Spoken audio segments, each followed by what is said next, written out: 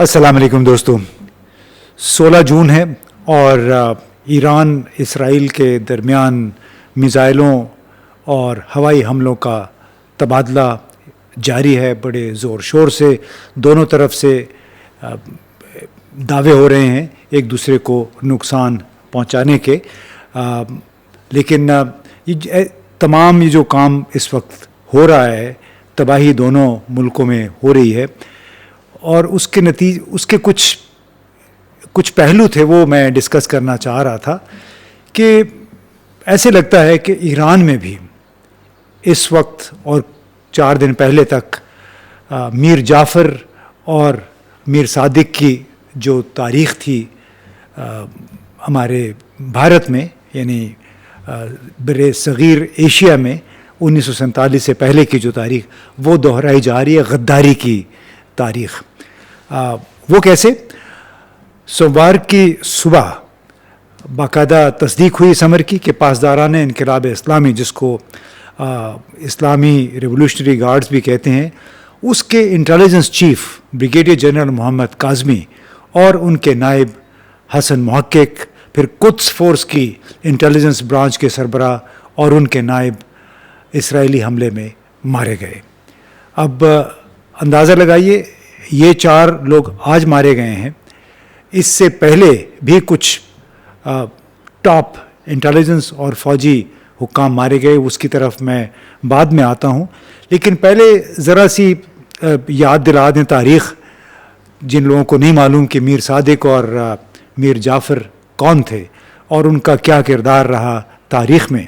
تو جناب میر صادق ایک وزیر اور اس وقت کے بنگال میں ریاست میسور کے حکمران ٹیپو سلطان کے قریبی ساتھی تھے. انہیں انگریزوں کے خلاف اپنی شدید مزاحمت کی وجہ سے میسور کا ٹائیگر یا بنگال کا ٹائیگر یا شہر میسور بھی کہا جاتا تھا. اور 1799 میں چوتھی میسور جنگ کے دوران، خاص طور پر سرنگا پٹم کے محاصرے کے دوران، اس کو دھوکہ دیا ٹیپو سلطان کو، یعنی اپنے ہی ساتھی، اپنے ہی معتمد میر صادق نے. نتیجہ یہ ہوا کہ ٹیپو سلطان اپنے دارالحکومت کا دفاع کرتے ہوئے مارا گیا اور میسور کی سلطنت انگریزوں کے قبضے میں آ گئی. اس نے پھر جنوب میں برطانوی جو توسیع تھی اس کے خلاف ایک جو مزاحمت ہو رہی تھی وہ ختم ہو گئی.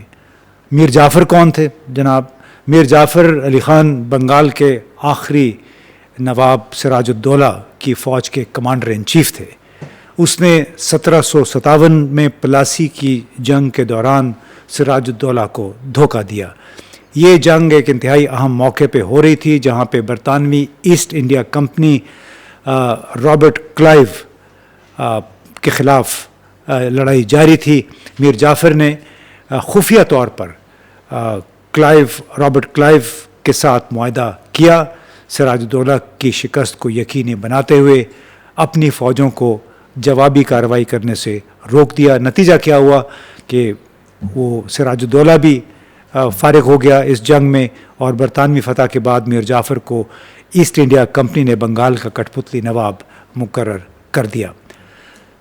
تو اسی لیے آپ نے پاکستان میں بھی میر جعفر اور میر صادق کی کافی گونج سنی ہوگی. 2-3 سال پہلے تک سابق وزیر اعظم عمران خان بھی اس کا ذکر کرتے رہے، لیکن اس وقت ہماری تمام تر توجہ ایران پر ہے کہ کس طرح وہاں پہ چند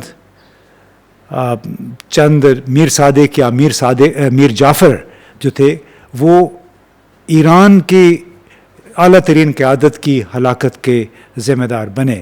اب اندازہ لگائیے کہ 4 دن کی جنگ کے دوران کتنے ٹاپ ملٹری آفیسرز اور نیوکلیئر سائنٹسٹ مارے گئے ہیں. میجر جنرل محمد بغیری تھے، chief of staff of Iran's armed forces. Major general Hossein Salami یہ تھے جناب commander in chief of the Islamic Revolutionary Guards. Major general Gholam Ali Rashid commander تھے Khatam al-Anbiya central headquarters. Brigadier general Amir Ali Hajizadeh یہ تھے commander, again یہ اسلامی جو پاسداران تھے ان کے ایروسپیس کے کمانڈر تھے. Mohammad Kazemi intelligence chief of Iran's Islamic Revolutionary Guards, اور اس کا جو ڈپٹی تھا وہ بھی مارا گیا اس میں. پھر Gholam Mirza Mehrabi deputy chief of intelligence of staff of the armed forces, اور Mahdi Rabbani deputy of operations of the general staff of the armed forces. اب اس میں اور بہت سارے لوگ مارے گئے. اس میں 6 کم از کم نیوکلیئر سائنٹسٹ تھے ٹاپ کے, وہ مارے گئے. تو اس سے سوال یہ پیدا ہوتا ہے کہ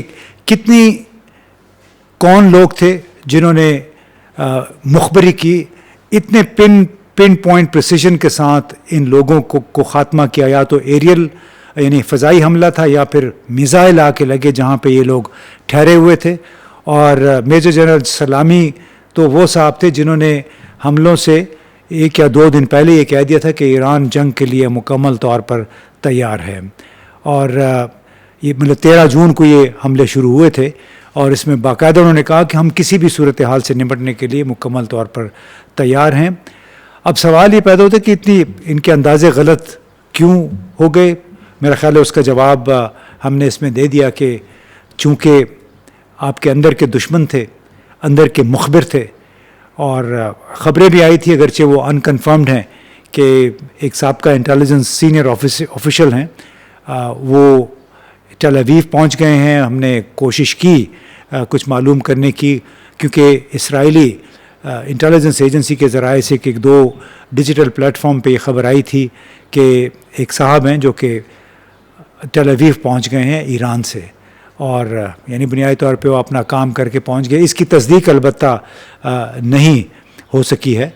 اور اس کے ساتھ ساتھ آپ نے دیکھا کہ کس طرح اصفہان اور ناٹانز, یہ جو ان کے نیوکلیئر فیسلٹیز ہیں, 4 نیوکلیئر فیسلٹیز ہیں, وہاں پہ بھی حملے ہوئے. اب انٹرنیشنل اٹامک انرجی ایجنسی نے بھی کہیں پہ نقصان پہنچنے اور کہیں پہ نقصان نہیں پہنچنے کی خبر دی ہے, کیونکہ یہ کہا جا رہا ہے کہ جو اصل پلانٹس ہیں وہ بالکل زمین کے بہت گہرائی میں ہیں, اور وہاں تک ایون بنکر بسٹر جو خاص طور پہ بنکرز کو برباد کرنے والا اسلحہ ہے وہ بھی نہیں پہنچ سکتے. اسی لیے ایران کے افسران, ایران کے حکام بار بار یہ کہہ رہے ہیں کہ ان کی جوہری تنصیبات کو کوئی نقصان نہیں پہنچا. باہر سے عمارتوں کو شاید تھوڑا بہت نقصان پہنچا ہو, کیونکہ ٹارگٹ تو انہی کو کیا گیا ہے. لیکن پھر اسی دوران ایک اور خبر آئی. سپوٹنک ہے, ایک ڈیجیٹل نیوز پلیٹ فارم ہے, نیوز ایجنسی بھی ہے. اس کا یہ کہنا ہے کہ شاید تہران نے جتنی بھی نیوکلیئر فیسلٹیز ہیں ان کی کاپی, جس کو کہتے ہیں نا ڈیکوائے اس کو کہا جاتا ہے, کہ اس قسم کے ماڈل تیار کر کے رکھے ہوئے ہیں سطح زمین پہ, کہ جس کو براہ راست اسرائیلی میزائلوں اور طیاروں نے نشانہ بنایا, اور یہ کہا کہ ہم نے ایران کی ایٹمی تنصیبات کو بھی براہ راست اس کو نقصان پہنچایا ہے. خطرہ کیونکہ یہی ہے کہ اگر جوہری تنصیبات پہ حملہ کامیاب ہو جائے تو اس سے تو پھر کافی نقصان بھی ہو سکتا ہے, ریڈیشن اس کے ذریعے ہو سکتی ہے, اور وہ تو بہت تباہ کن ہو سکتی ہے, نہ صرف ایران کے لیے بلکہ آس پاس کے ملکوں کے لیے بھی. اور تہران یونیورسٹی کے محمد مراندی پروفیسر, ان کا ہم نے پہلے بھی ایک ویلاگ میں ذکر کیا, انہوں نے بھی خاص طور پہ دعویٰ کیا ہے کہ میزائل اور ریڈار سائٹس پر اسرائیلی حملوں کو دھوکہ دینے کے لیے, اسرائیلی میزائلوں اور ان کے بمبار طیاروں کو دھوکہ دینے کے لیے زیادہ تر ڈیکوائے یعنی جعلی اہداف رکھے گئے تھے.